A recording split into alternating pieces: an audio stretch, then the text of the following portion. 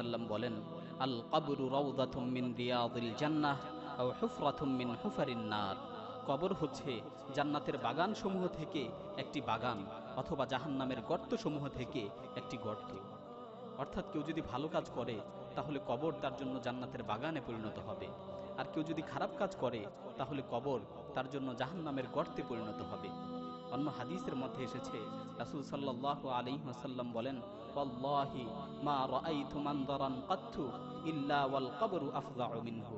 আমি কবরের চেয়ে অধিক ভীতিকর স্থান আর কোথাও দেখিনি। হযরত ওসমান রাদিয়াল্লাহু তাআলা আনহু যখনই কোনো কবরকে দেখতেন তখনই তিনি অঝোর ধারায় কাঁদতে থাকতেন। এমনকি কাঁদতে কাঁদতে তার দাড়ি ভিজে যেত। জিজ্ঞেস করা হলো যে, জান্নাত জাহান্নামের আলোচনা করা হলে তো আপনি তো কাঁদেন না, কিন্তু কবরকে দেখলে আপনি এত কাঁদেন কেন?